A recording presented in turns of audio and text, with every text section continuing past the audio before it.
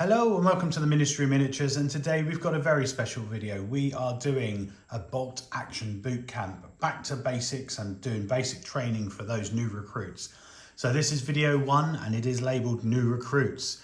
So as you can see, I've set up a few things on the table just to talk through what is Bolt Action, what you need to get started, what starter sets are available, and the minimum requirements you need just to get your first game under play, and then a few tips and hints just to help you get started.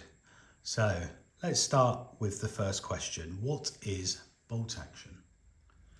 So Bolt Action is a miniature wargaming. It's produced by a company called Warlord Games.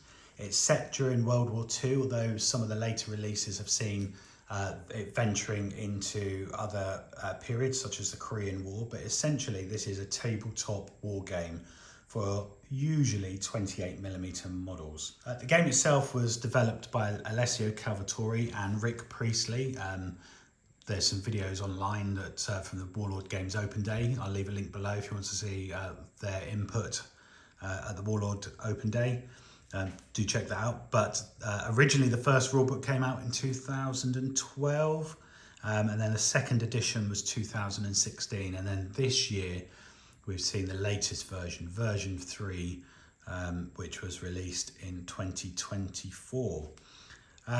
So essentially this is a 2-player game, but it can be multiple players. We've certainly had 6 players before. So you can play 1 against 1, so a 2-player game. You can have 3, 2 against 1, or even doubles. We've had 6 players before. You can play different theatres of war. So here you can see this is kind of a Normandy area. You can play the Far East. Okay, so the very basic things you need to get started is 2 sides. So when you buy one of the starter sets from Warlord Games, I'll put a link below. You usually get either 1 side or 2 sides, enough depending on how you want to start the game. I have done a review of Warlord Games' new starter set, so I'll put a link in the comments below so you can check that out. But this gives you enough troops to set up what I've set up here. So you get 2 sprues of German Grenadiers, which is enough to have 2 basic squads, and 2 sprues of US Army Rangers. So again, that gives you enough to do 2 squads. And that is a basic rifle platoon, which I'll come to in another episode. But in essence, you need an officer and 2 small groups. Here the minimum is 5, and again on this side an officer and 2 groups of 5. So that's your basic troops that you need. Once you've got that, you can build up, and we'll go through some details around building up an army in a later episode. But just for now, what else are you going to need? So it wouldn't be a war game without dice. So Bolt Action runs on using D6, which is a 6-sided dice. So as you can see here, I generally, and you don't have to, I generally have 2 coloured dice for each of the armies, because if you've got an SMG and 2 rifles, they can roll different depending on how they interact in the game. You're also going to need something to measure. You can use a normal ruler or a tape measure. This is one from Warlord, and it's just exactly as it says on the tin. It measures the distance the troops can move. So generally you and your opponent will have one. I tend to also use one of these, which just is a 6-inch marker, so I know that guy can move there to there, but that's just so it helps me with filming. And also there's a 1-inch marker that just allows me to measure the 1-inch gap, which again we'll come to later. This game also uses order dice. So this is an order dice here, and you can get them in different colours to represent the different armies. So for the Germans here, we've got the grey dice. So this is what you use to give your army different orders. So we can use a run order, which allows the troops to move double distance, but without firing. They can just fire, so not move, but they fire. They can do an advance, which means they just move their 1 advance order and fire. They have a movement penalty for doing so. They could just stop where they are and go into ambush, which then puts them in a ready position so that if anyone moves in front of them, they can fire at them. They can also go down, so this is quite an important one. If they're being shot at by something heavy or the odds aren't looking good, they can hit the deck, take a bit of cover and hide from the enemy, and that helps them save from being killed. And then there is the rally order.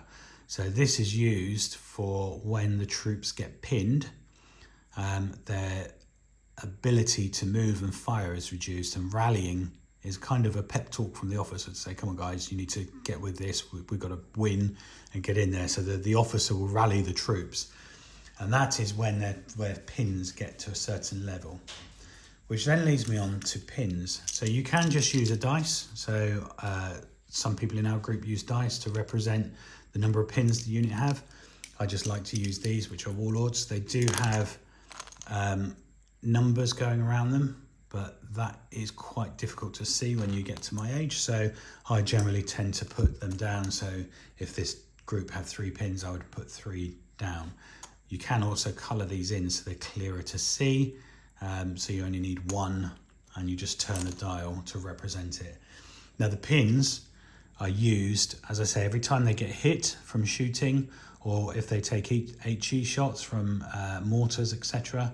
They'll take a certain amount of pins, which just means how worried they are and how combat ineffective they are. And those pins will impact their ability to get moving and their ability to fire. So it can influence the game. I mentioned earlier about HE. So some mortars and some tanks will have HE, as well as some artillery. And there's also a template that comes with the starter sets, which shows a 1 inch, a 2 inch, a 3 inch and a 4 inch template. Now you don't need to worry about that too much, but it just allows you to position, depending on which size you're using, how big the shell is, and therefore how many people will be impacted by the blast, and how many kills you can make. We also generally in our games have which like to keep a track of which turn it is. The games always generally tend to last 6 turns, and then on the 6th turn there's an opportunity for it to last one final 7th turn. So we just keep this so that we can keep a track of which turn we are on, so that it just allows us throughout the game to use this as a counter, and we generally just pop that at the side of the board so it's out of the way of combat, but it just keeps us so we can track it.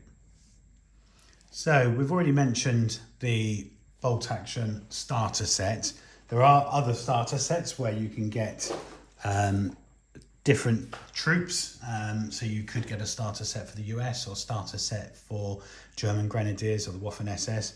I've also done a review which is on the Battle of the Bulge set, which is Warlord's new set. I'll put a link in the description below, but you can check out the unboxing, and this gives you enough for 2 armies to get started. Plus you get the rulebook, which I'll come to in a minute. So as you can see here, you get the US winter troops with a vehicle, you get German winter Fallschirmjäger, you also get some scenery, you get the templates, you also get the dice, and you also get some D6 to start with, and your pin markers, as well as the rulebook. So you get everything you need in a really cool starter set. So this one's Battle of the Bulge. There are others, and as I say, you could just buy a US Army starter set, or a German starter set, Italian, French, they're all available, and some of them are being updated, so keep an eye out for them. But do check out the unboxing, because that's a really good way to get started. So let's talk about the rulebook.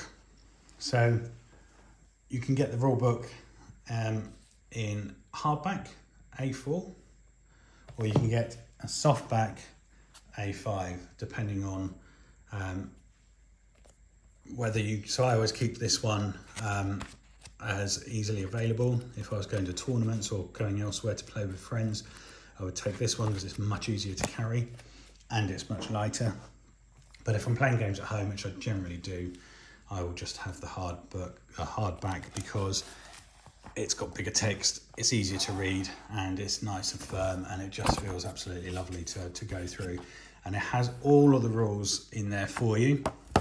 There's an index at the back which helps you find the rules you're looking for, And it also comes with some quick reference guides at the back. So these just help you understand the rules around movement, shooting, close quarters, etc., which we will come to on another video. But there we go, that is the rules summary. But as a little tip, if you check online, there are actually third-party quick reference sheets available, which I quite often use. I have them printed off, I have them in the book at the back, and it's just a quick aid memoir to go to look at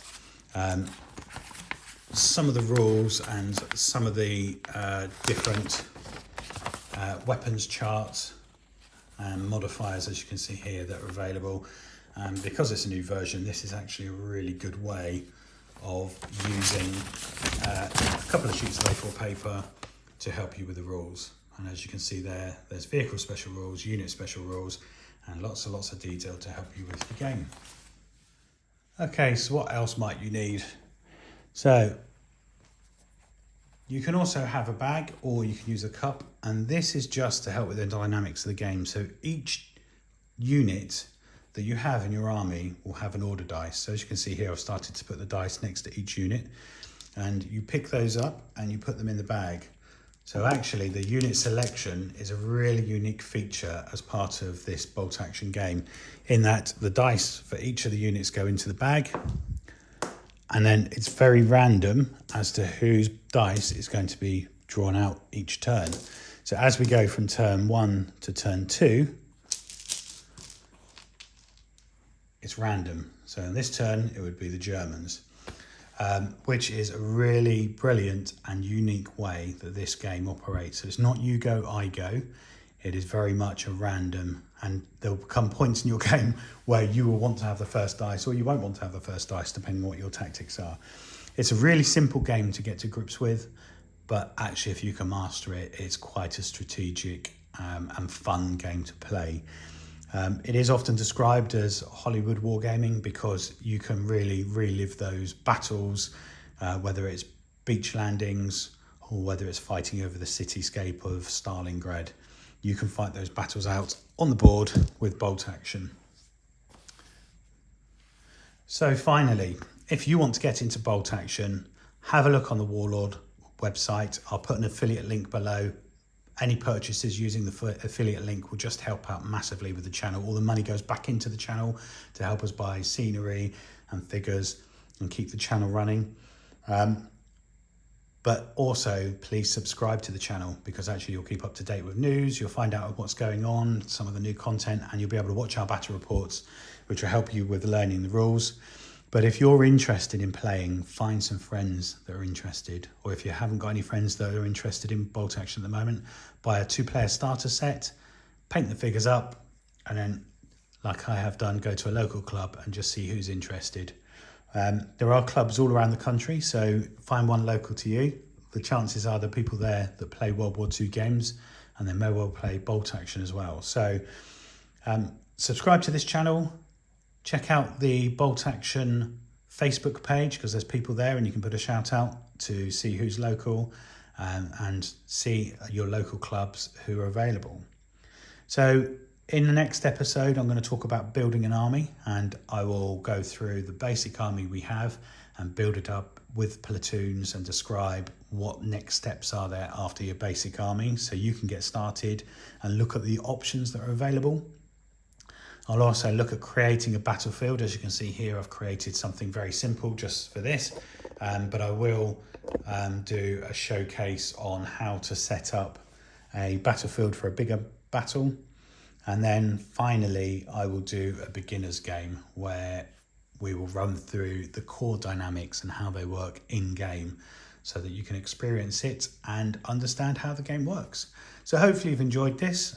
Give me a thumbs up if you have. Leave a comment to help us know what you want to see next, and leave some details around what you want to see.